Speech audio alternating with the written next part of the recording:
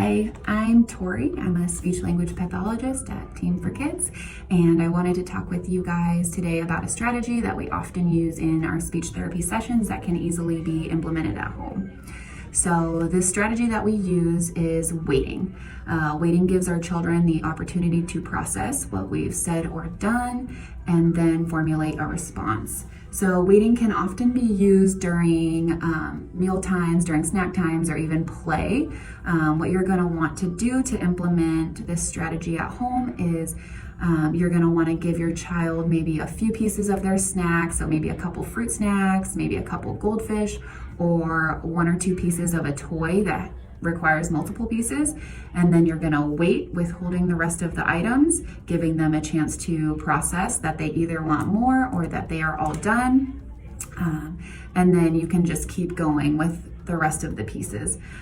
You want to make sure that you're putting the rest of the pieces out of the way so that they can't reach for them without asking for those pieces. And some snack foods that are probably good to use are anything that have small pieces, like I mentioned earlier, goldfish or fruit snacks, or anything that you can easily cut into smaller pieces or break into smaller pieces. That way you can practice the requests multiple times.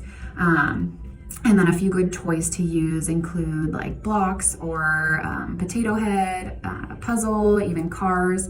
Bubbles are a good one for requesting more.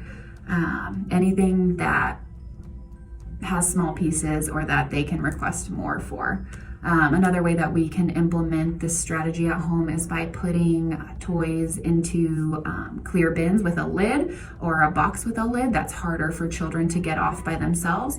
This way you can give it to them and they can try to get it open themselves, and they just can't get it. Then they will have the time to process, oh, I need help, or I need open. That way they can use those requests for you.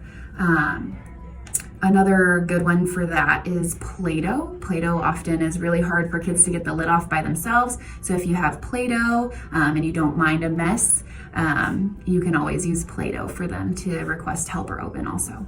Another way that I like to use waiting is with my older elementary and up children. I use it for self-correcting their errors. I often notice that these kids will give me the first answer that comes to their mind, or they'll just blurt something out really quickly because they want to get through the activities. So waiting when they give you an incorrect answer gives them the chance to fully process what I've said or what you've said, and then process their response. And then often they can correct their mistake or their error on their own without me having to further help them. And this also helps us. The waiting strategy also helps us from over-prompting our kids. So we don't want to make our kids prompt or cue dependent. We want them to learn and be able to use their speech and language skills spontaneously without needing too many cues from us. And then lastly, it's really important to remember that all children are different. So make sure you talk to your SLP or your SLP assistant if you have any questions on how to use waiting at home with your child. Thank you.